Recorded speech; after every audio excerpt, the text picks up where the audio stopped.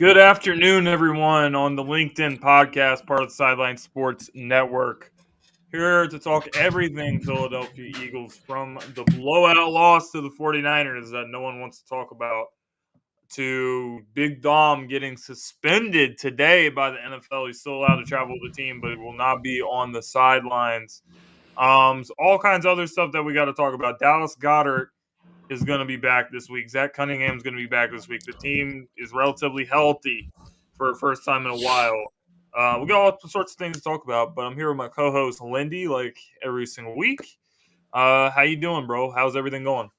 I'm well, aside of what the Eagles decided to display for us last week. But as for Oh yeah, everybody, they've already flushed it down the toilet, as have we. But we'll still do our bidding and bring it up a little bit and get into that and a bunch of other nonsensical uh, opinions and whatnot. oh yeah, oh yeah. We're gonna get to all that today. Trust me. So let's just go ahead and get into it.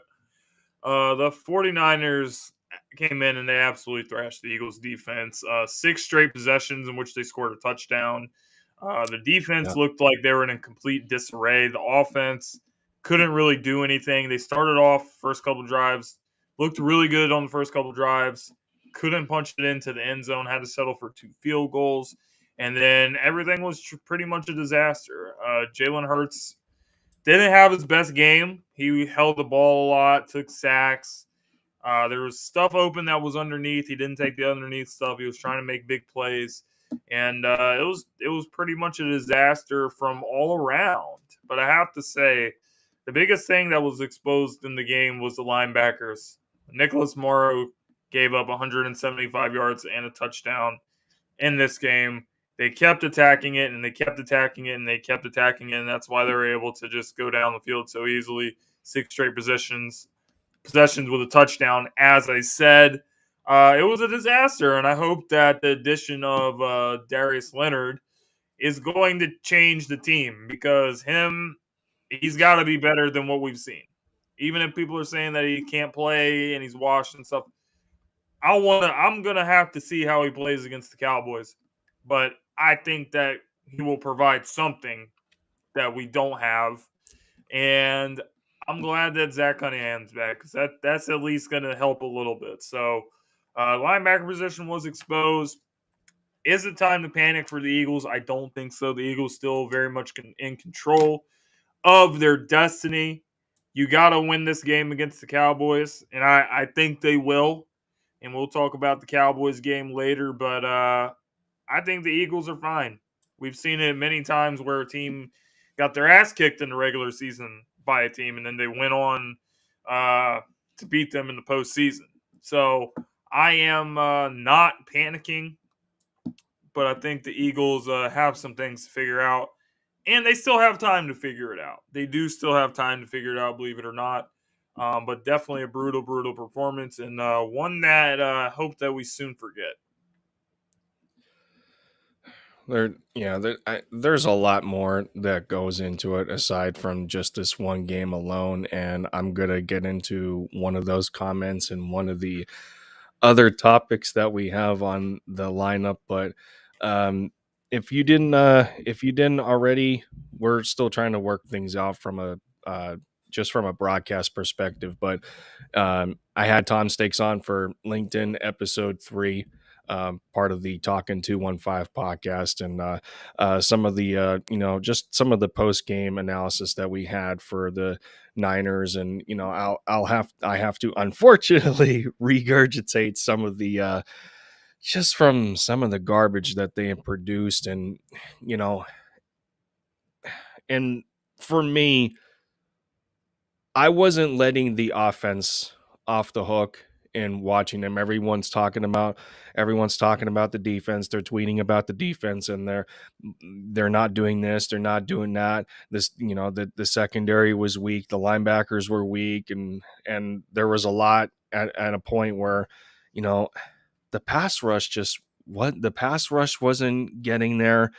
I mean, Jalen Carter's crying on the sideline at one point, and it's just the entire game was just a mess. And that's another topic in itself without Jalen Carter was acting and whatnot. But I'm gonna leave it focused on this game for this topic here. We looked to be in good control for our first two possessions as we're watching that, James, and like they march down the field, they get two red zone trips to start, but they're leaving the field with 3 points instead of touchdowns. I mean, are you going to be a little more comfortable with seeing 14-0 instead of 6-0, knowing that the Niners are not a good team at playing from behind, much like Philly is with Jalen Hurts? A lot of times the Niners aren't built to play like that, and you would rather see 14-0 over 6, but it didn't happen. When you leave the door open to good teams like that, they make the adjustments. And we talked about this in the last podcast episode. San Francisco is built like a well-oiled machine. They are a system that is not used to and does not perform with making mental errors or making mistakes that is just not programmed to the 49ers, with the way Brock Purdy, with the way he conducts that offense, with the way that it is called by Shanahan, what have you. Defensively, we get them in back-to-back 3-and-outs. It looks uncharacteristic by the 49ers. He was sacked on the first, Brock Purdy was sacked on the first possession. And I talk about the pass rush. When was the next time that Brock got sacked in this game? 6:46 left in the third quarter. The Eagles could not get to him again. And we've seen this time and time in the league where you have a lack of pressure on the quarterback and they sit back there and they're picking your defense apart. They're not having to worry about their side of the line. They're not having to worry about the blind side. They're not having to worry about rushers coming in their face. If you can't speed up the quarterback's process, then you're you're going to have a hard time beating football teams. And I could continue to dogpile on where it got worse and worse and worse, but it's been beaten down on this team so bad that it's really affecting the rest of sports media. And as we just lost James there for a minute, and now he's trying to trying to come back in here. Seems like another internet issue. But if you guys watched Linc'd in the End Zone before the podcast today, I'll I'll just keep adding for entertainment purposes. Only, and this was one thing that I did not mention in that this was one thing that I did not mention in that episode. Only 3 of the 49ers scoring drives lasted longer than 3.5 minutes. So if we can create a contrast to how we're used to Eagles being able to control time of possession, and what it does for teams coming in, or us having to go to them, it keeps the opposing quarterback on the other side of the field. They're given less and less time to they're given less and less time to score. I mean, I think that's part of the basis of efficient football, is establishing a good system in time of possession, keeping the ball out of the opponent's hands. And but when your defense is struggling that bad, and I go back to lasting longer than 3.5 minutes, you're talking about six scoring drives for the 49ers instead of take 3 or 4, for instance. So only 3 of them lasting longer than 3.5 minutes. That's not even 12 minutes of game time. That's not even a single quarter that the 49ers are dumping 21 plus points on you. You're you're having such a difficult time trying to rebound from that. It would get absolutely insane. What else happened in here? Their scoring drives, and I talk about 3.5 minutes.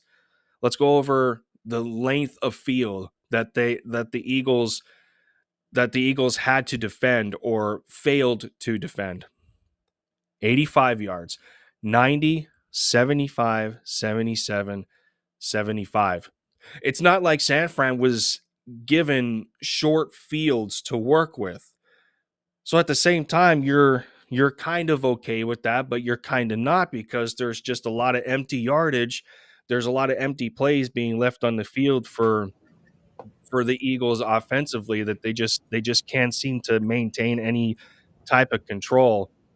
And people want to talk about the defense in that respect. Well, in defense of the in defense of that, if your offense was any more efficient that game, you're going to give your guys a breather on the sideline to be able to try and gather themselves. It gives Sean Desai a little more time to try and settle in, figure out what the 49ers are doing. But when they're scoring as fast as they are, it's just an onslaught that's it's just very hard to try and rebound from. And a lot of times most teams aren't built to come back from that. But this has, like the next topic, being a snowball effect. That's what the Eagles defense has been for almost the entire season. They have gotten progressively a little bit worse from a game to game basis, and that's either due to things not being cleaned up properly, injuries, which I think has been a very underrated part of the conversation. How many injuries that Sean Desai's unit has had to have gone through, you know, Yep. from a consistency standpoint, that's kind of hard to deal with. You talked about the linebackers, James, and one of the biggest things is three of those guys and three of the guys that were starting, they were either on the practice squad, only contributing to special teams, or they have been cut before the season started and brought back. You're not working with you know say if we had Shaq Leonard towards the start of the year. I think there would be a little more criticism to a degree, but at the same time, there's some things that make it warranted and there's others that don't.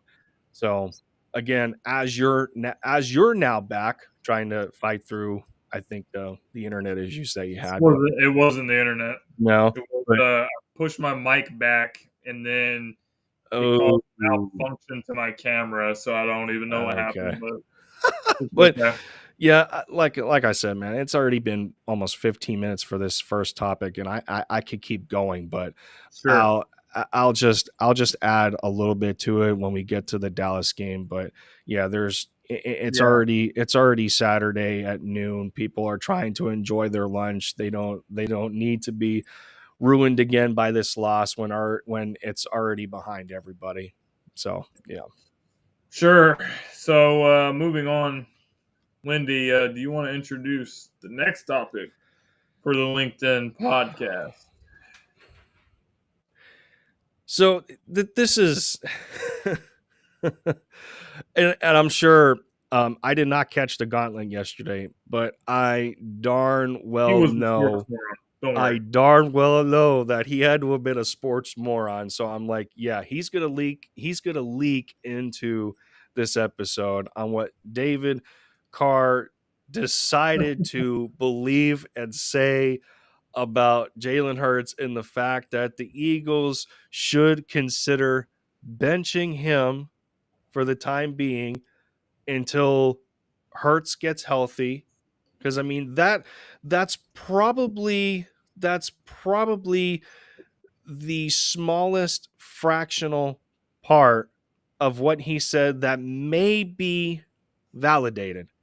We've known of Hurts's knee issue, and he still doesn't seem to be as explosive as he used to be. In terms of being able to run an RPO style of offense, which has been almost non-existent to this point this year, and I have no idea why. But that's not the here nor there. To think that Marcus Mariota would be the better quarterback in running this offense and the better solution to the Eagles maintaining their number one seed. Because you put them in there, you put them in there. That's not going to happen. There's not going to be another Nick Foles-esque type of scenario that goes on here. I'm at a loss for words, and I know we talked about it on Twitter and everything. And yes, I do not completely agree with the fact that someone's football career has no impact on how they can be as an analyst. Yeah. But to me at the same time, I don't know. I really don't. This is just. There was a radio episode, and I forget what it was, but they talked about the word of the day being lunacy. And I couldn't agree more with how this was said, and the fact that David actually believes when he is saying, when nobody else tends to think so. Go watch some film analysis of what's going on. You don't hear guys like the quarterback school saying this, because he has I respect his content a lot with how he breaks down game film, and watching him break down Jalen Hurts. You don't hear guys like the quarterback school saying that. You don't hear guys like Kurt Warner saying that. You don't hear guys like Greg Cosell saying that. Dudes that have been breaking down film probably longer than David Carr's career lasting in the NFL. So, I mean, what are we doing here? All of a sudden, after a loss like this, after a big loss, oh, Hurts can't read defenses. He should be benched. This, that, and the third. What are we doing here? Nobody would, even in last year, even in the games that we lost last year, nobody was saying this. So why now? This is the same Jalen Hurts that's 33-12 as a starter in the NFL for about 2.5 years, because we're not going to count all of 2020, right? Because it was to the end of the year where they decided to start Hurts instead. So it's about 2.25 years, 2.5. He's 33-12 as a starter. Go back to his time between Alabama and Oklahoma. What was his record in college? 39-4. But this kid cannot read defenses. Just as a collective conclusion. There's how many Eagles fans right now that are besides themselves? What are we doing here? What are we doing here? What did you have to say on this, especially for the gauntlet? This was a incredibly stupid take. We all know this. First of all, what I was saying was there's a difference between having a career as a player and a career in the media. So yes, I know that part's fair. Yes, I know that the first thing people do when it comes to stuff like this is they look at a player that's on TV now and they're like, oh, well, he sucked as a player. Like, that's not even on my mind. What's on my mind is that you're a stupid idiot and you're just saying stuff for shock value and reaching, which is what he did. So I actually don't want to put all the blame on David Carr for this. Yes, he's the one that said it, but I also want to blame the NFL Network, because you guys are the ones that went to these production meetings and said, you know what? I think that sounds right. Yeah, good. Yeah, let's go with that. Let's put that on the TV because that's going to get everybody talking about it. But his points about Jalen Hurts being holding the team back or anything like that because not fully healthy. That's absolutely ridiculous. There's so many games that the team would not have won if they didn't have Jalen Hurts. Jalen Hurts come back against the Buffalo Bills. Would not have won that game. Probably wouldn't have won the Chiefs game either. There's so many games that he's made plays to elevate the team in the biggest, tightest moments. That's why he's has the best stats in the clutch this season. Which everyone wants to say, well, if you didn't start off bad, then you wouldn't have to come back. But who cares? How many Honestly, quarters are in a football game? If you're in a game that's a tight game and you gotta make these plays and you make them, that's what's important. But Jalen Hurts at 70%, 60%, 30% is better than Marcus Mariota at 100%. And the Eagles are in a crucial part of the stretch. If they beat the Cowboys and sweep the Cowboys, then things are going to start looking very, very good for them. Because, yes, you got to go to Seattle, and that's a place where the Eagles have struggled a lot. But you go to Seattle, and then you got Giants, Cardinals, Giants to close out the season. I think I like the Eagles' chances of coming away with the number one seed if they're able to win this game on Sunday. And Jalen Hurts is still he's playing. He's not playing like we're used to seeing him. Like he's had more turnovers this season than last year, but he's still making the plays in the crucial moments. And I think that matters. So it was just a ridiculously stupid take by David Carr. So that's all I have to say about that. But we can discuss how much of an idiot this guy is all day. For what it's worth, go ahead. For what it's worth, and well, based on our conversation on Twitter, you're probably not going to like this close, but for what it's worth, and it's safe to say that Mariota is not leading outside of being a backup for us. Mariota is not leading another team to the playoffs.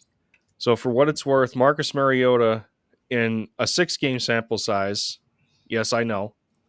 In a 6-game sample size, Marcus Mariota has a better playoff record than David Carr.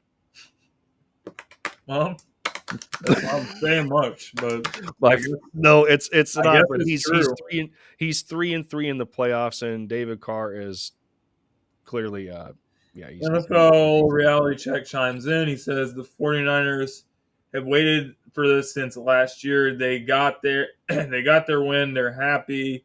They blew us out. Blah blah blah. But let's do our thing and try to get the number one seed. Yeah, I mean, I do think the Eagles are going to have another chance to play the 49ers. As I've said, I mean, even the 49ers recently, they pretty much swept the Los Angeles Rams a couple of years ago, and the Los Angeles Rams won the Super Bowl. Yeah. So the regular season doesn't always dictate. I mean, the same thing with New Orleans Saints. One of your big rivals beat the Tampa Bay Buccaneers, swept them, and what happened in the playoffs? They played, and Tom Brady did his thing. So this is not a real indication of what's going to happen in the postseason. We know the Eagles are built for the postseason. The 49ers are a great team. They'll get another chance. And I totally disagree with the comments of Nick Bosa saying that he exposed Jalen Hurts. He did not expose Jalen Hurts because of one game. Jalen Hurts is going to see the film, and he's going to be prepared the next time that he plays against you. So, 49ers, you got us. It is what it is, but we will see you again. Yeah, I mean, good to see you, by the way, AK. It's been an awfully long time for NFL Reality Check. For realistic Eagles fans, because every fan base has the ones that take things to a completely different level that is just a bit extreme. But when we played Kansas City, did the realistic people make that our Super Bowl? Much like San Francisco coming in dressed like it was going to be a funeral, the way they were acting about this game, a regular season game. This wasn't a playoff game. We're not eliminated. We're still the number one seed.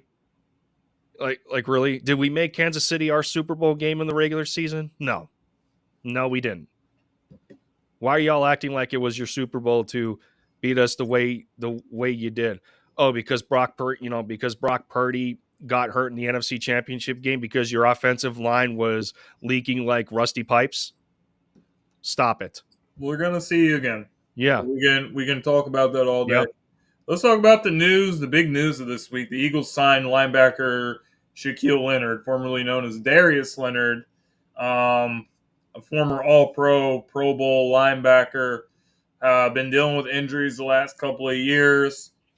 Got released by the Colts, and he visited the Cowboys, visited the Eagles, and decided to come to Philadelphia. A lot of that had to do with his relationship with Sirianni, which he revealed in some interviews in the locker room, saying stuff about Nick and his competitive spirit and just liking to be around the guy. So I'm very happy with the move. I'm looking forward to seeing. Excuse me. I'm looking forward to seeing what he can do because we know the Eagles have a depleted linebacker position. Nakobe Dean's out for the season. Nicholas Morrow up and down. He's had some good games this year. Last game was terrible.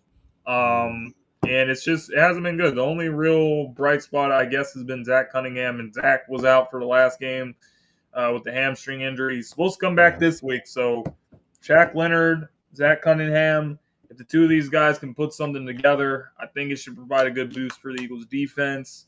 I'm looking forward to seeing that on Sunday night against the Dallas Cowboys. Big game.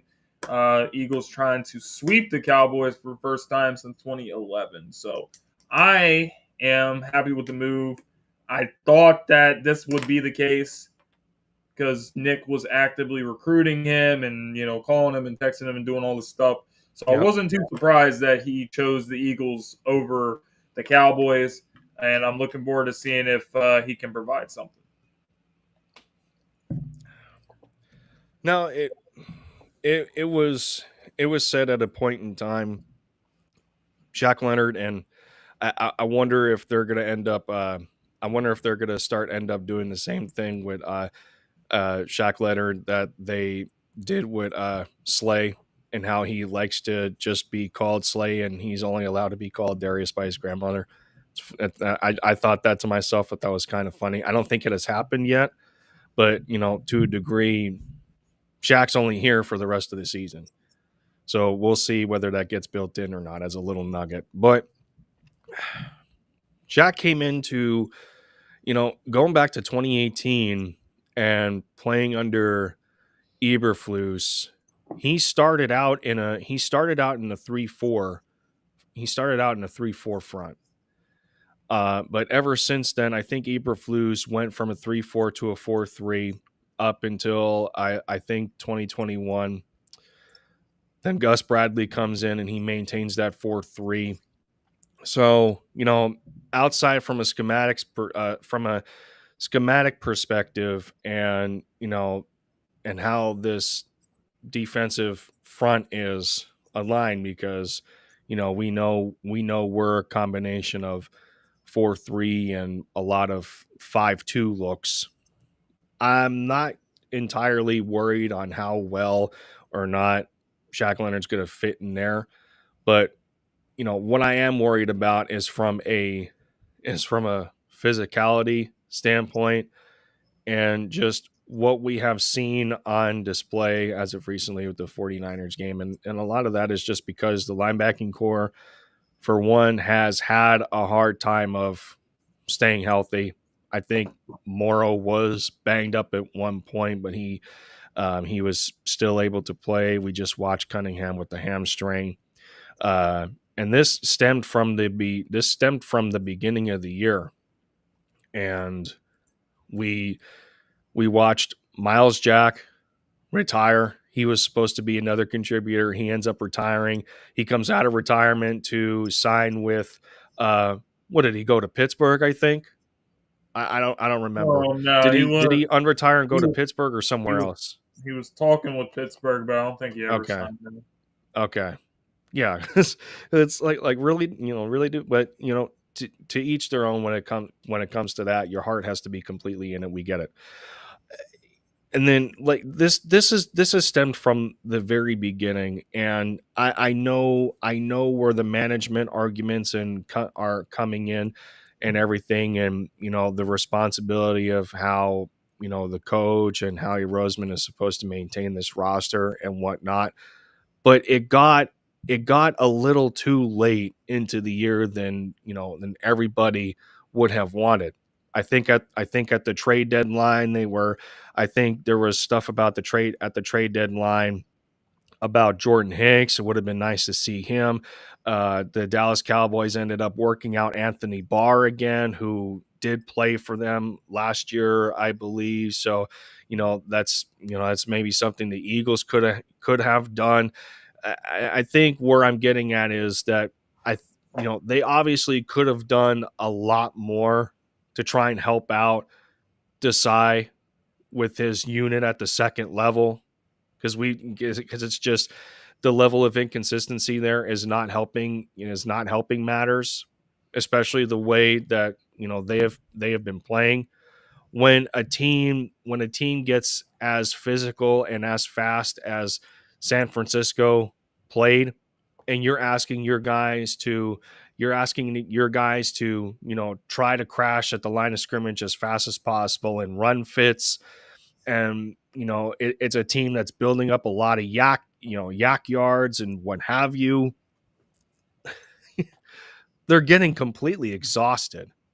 So I'm hoping Shaq Leonard kind of changes the tone of how they play at the linebacker position. I hope he's a tone setter, because I was going into this game. And I was thinking, I come out of it, well, who was the tone setter? Who was the tone setter against the 49ers? I have no idea. Like, can anybody tell me who the tone setter was of that game, offense or defensive side? I have no idea. So I'm hoping, because we just haven't come up with who that's been consistently on the defensive side of the ball. I don't think. Like, everybody, from the beginning of the year to about the midway point, everyone had a big eye on Jalen Carter. The improvement on a week to week basis that he was making, the impact that he brought to the defensive line with a Fletcher Cox returning, and for how many years people would say, um, if Fletch had good teammates next to him, he would be doubled less. Uh, Jordan Davis is garnering that attention now. Jalen Carter's getting that attention. Okay, that's great. What do we have at the second level? There is, like, the level of consistency there is non-existent. So I'm hoping with Shaq coming in here for the remainder of the season, I just hope that he adds the proper depth. I am also hoping, not to mention, that he is 100% healthy, because again, this is another player coming in with injury concerns, back surgery, ankle surgery. He had two back injuries because of bulged discs. He That's had a he physical. had an ankle issue.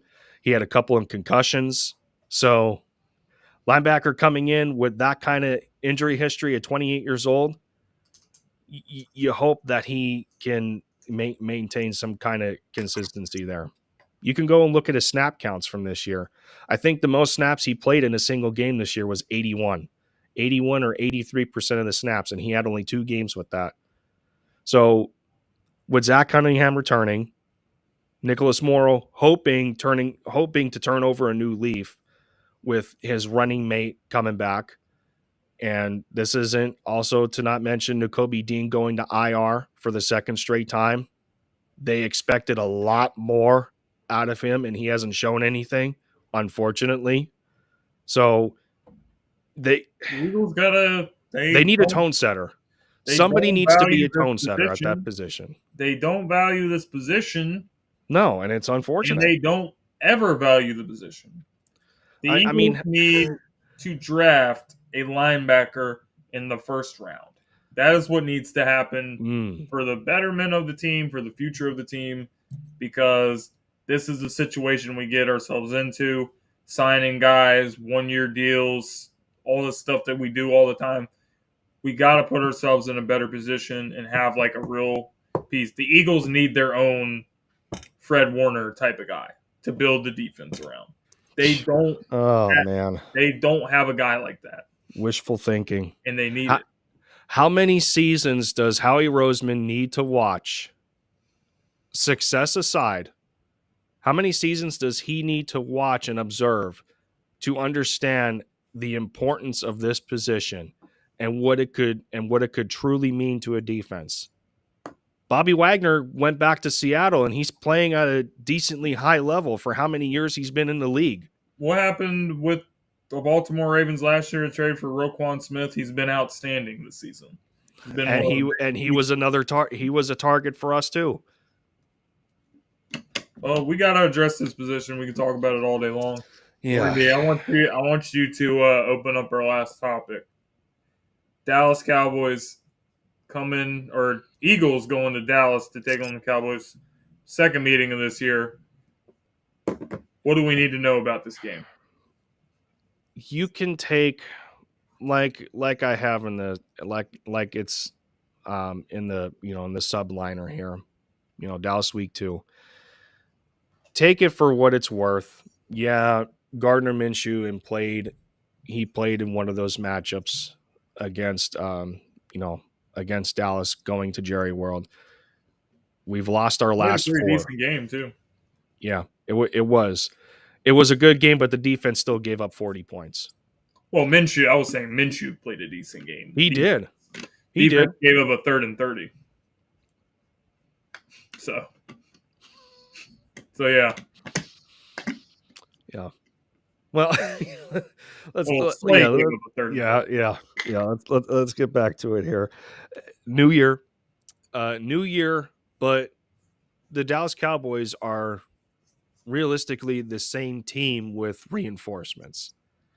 And I've addressed this in a previous episode of Linc'd before, and this was the first meeting that we had where they came to Philadelphia first. There's still credit to give where credit is due to another team that fights through injury and still plays at a high level. Again, I don't think anyone's seen Deron Bland playing the way that he has through this year so far, aside from his games where he has gotten beat, and Seattle has shown a little blueprint of their own in how well they attacked Deron Bland, although he did get an interception in that game for what it's worth. But, he had a hard time with Dallas. The Dallas secondary had a hard time with Metcalf. They had a hard time with JSN. They had a hard time with Tyler Lockett. Seattle's receiver core, I give them a lot of respect. And kudos to JSN coming back from injury and having the game that he did. He's a hell of a player. Yeah. Yeah. But Philly still has a hell of a player times 3, because who's the other pass catcher that is now returning for the Birds that Dallas ended up taking out in the first matchup? You thought he was done? He's going to be pissed off coming back because of that. Yeah. That's a bit of an understatement. I would imagine he's going to run some guys over. But and I wanted Zach Ertz for this game. Excuse me. Sorry. I'm still not over that right now. I don't know why he's not signed, but that's not the here nor there either. Dallas to this point at 9-3, being the number 1 scoring offense at 32 points a game, opponents aside. You still have to play who's in front of you. I'm going to say that as a realistic football fan, despite can't not standing that star. I can't stand them. Um, and yeah, people tried to discredit the Eagles for the same thing last year, but I don't care. You play who's in front of you. That's that. Number one offense. They're top 5 scoring defense. They're 4th in the league at 18 a game. This is a team that you're not going to have a whole lot of luck with either running or passing the football. They're top 10 to average in rushing, which we know to this point they still allow about 4.1 yards a carry. Offensively, they're the same. Rushing touchdowns, they're average at 10 with they're at 16th. They're average with about 10. Where they can be gotten is, they're top 10 on third down, which you'll give them. They're not a very good red zone team like the Eagles aren't. Unfortunately, the Eagles are, I think, bottom 3, and then we're dead last on third down right now. But that's where you can get them. And this is just, it's going to be a completely different atmosphere, as we know, going into Jerry World. That team, I don't know. The team plays completely different at home than on the road. And the same can be said for, any other team when you have home field advantage. CeeDee Lamb, as we know, he's approaching 1,200 yards, and it's been going back and forth all year. Who do you want as a receiver, A.J. Brown or CeeDee Lamb? So that competition is still strong and healthy. Kevontae Turpin has not gotten a whole lot of targets, but when he does get it, he makes the most for it. So where am I going with this? Six of the Cowboys pass catchers, tight end or receiver, 6 of them are 10 yards or more in yards per reception.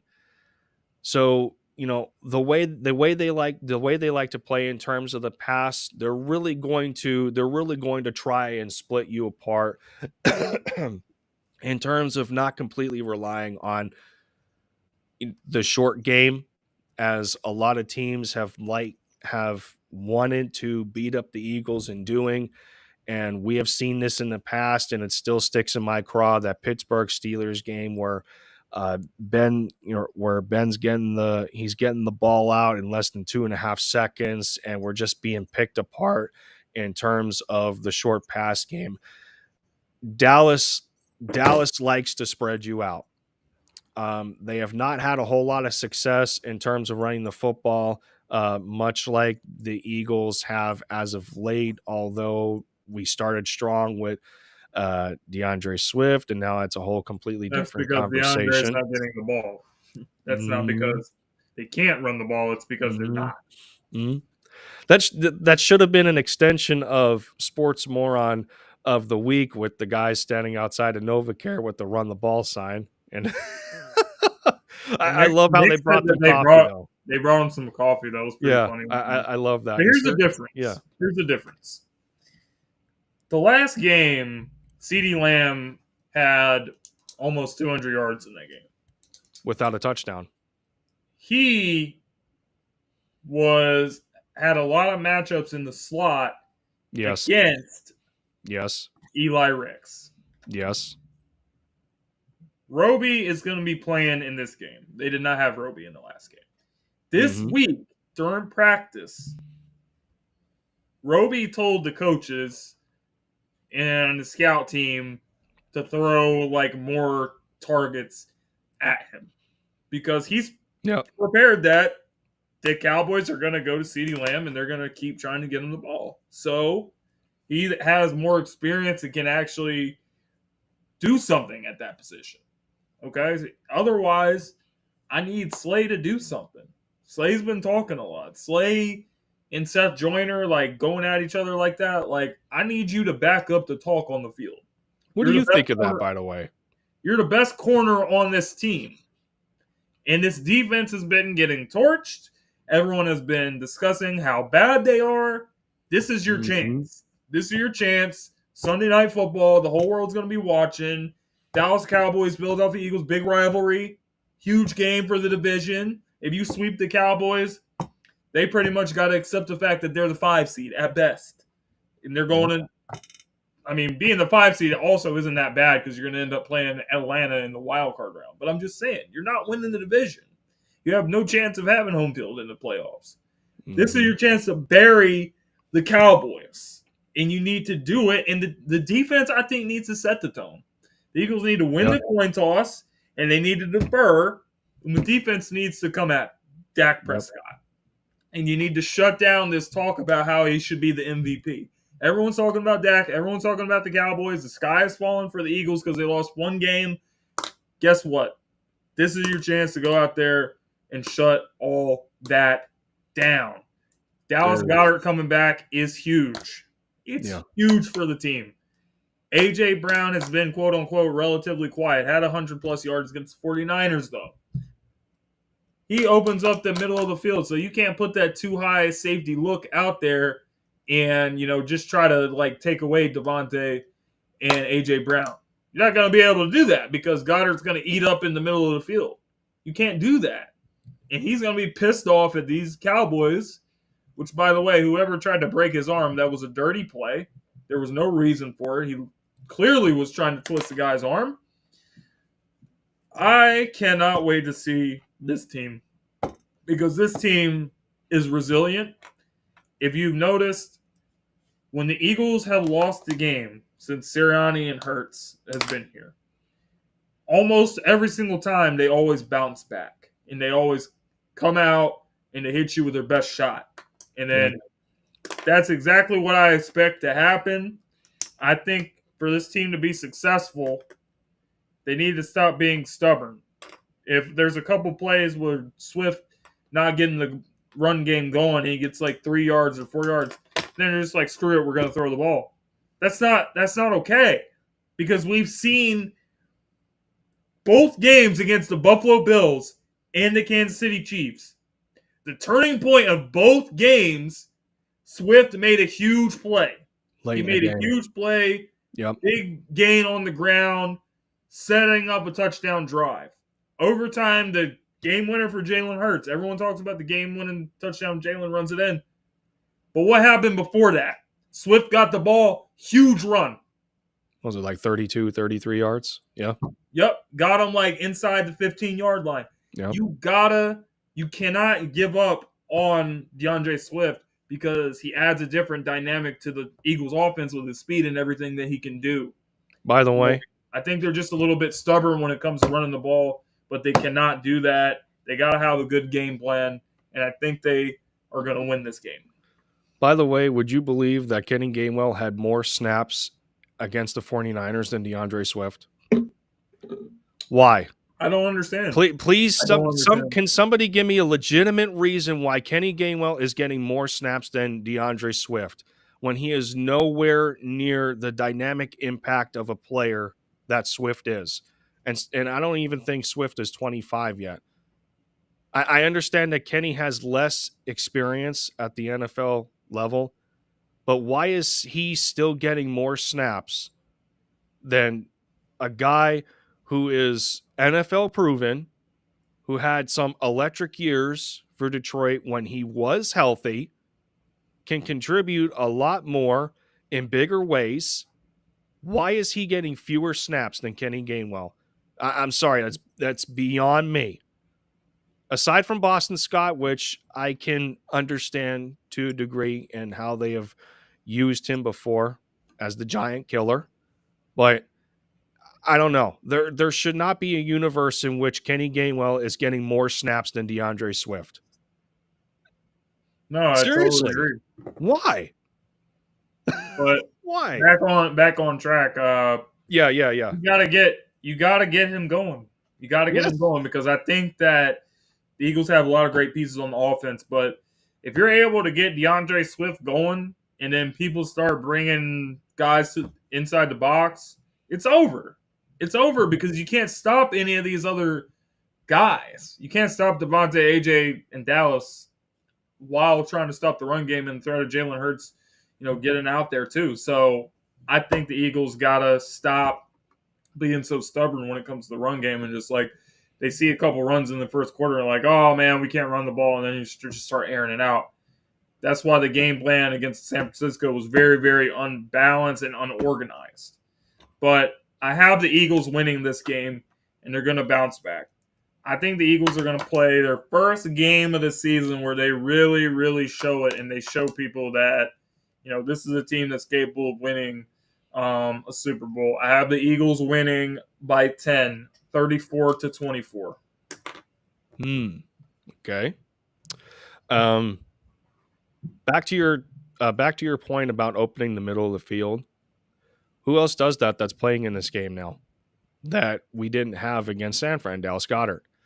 They tried doing that against the 49ers with due respect, they did, because, Albert O was open a couple of times. Jack Stoll was open a couple of times. Hurts just didn't throw it. We know this. So there's still a wrinkle in that offense in them attempting to spread the defense out, even when the Niners were playing too high safety. They still tried. They still tried with the tight ends that they did. But Dallas Goedert is a completely different animal. And I also think that that's where we could have used Zach Ertz too. And this goes back to my argument even when we still had him in 2021. A lot of people forget that when Dallas Goedert first got in here, who was he emulating or modeling his game after on the exact same team in 2018 onward? Zach Ertz. He was modeling his route running. He was modeling his ability to know where the soft spots in zone coverage are. He was modeling his ability to get his man off him in man coverage.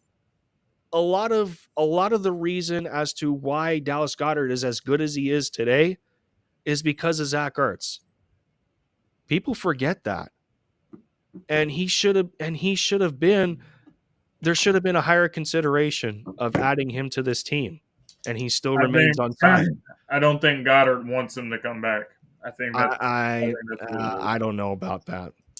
Based off of Goddard, what they were asking him about it, and based off of what Goddard's body language, he looked like he does not want any part of playing with this guy again because of how much Ertz got more targets than him. Literally pretty much until he got traded, he was getting all the targets. Since he was a rookie, he came in as a rookie.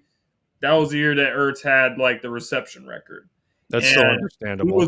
He was like Wentz's main guys, and Goddard has gotten the chance to prove that he's the guy. So yeah, I think he doesn't want to go back to that, and that's the reason that they're not signing him. You really think that's going to happen with Zach being 33 years old? He's not the same player anymore. I'm telling you how I think Goddard feels about it. I'm not telling you what I think is going to happen. I'm telling you that Goddard feels this way, and I think that's why the team doesn't want to bring him in. I don't know about that. I don't think you should base it off of one player and one player alone. I don't know. I think there's. I can't think of an example to make an argument for it, but yeah, no. What do I got for my score prediction here?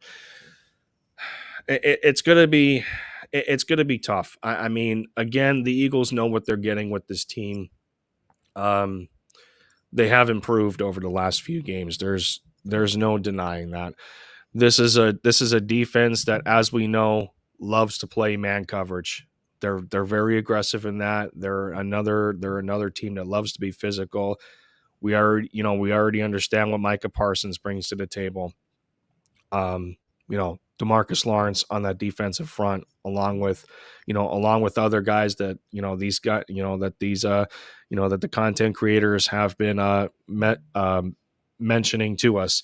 OSA, Dorrance Armstrong has been decent for them. Marquise Bell on the come up at the safety position. So like I could keep going on. We know what they're going to bring to the table, and they always bring a lot more when they're playing in Jerry World. We know Sure. that.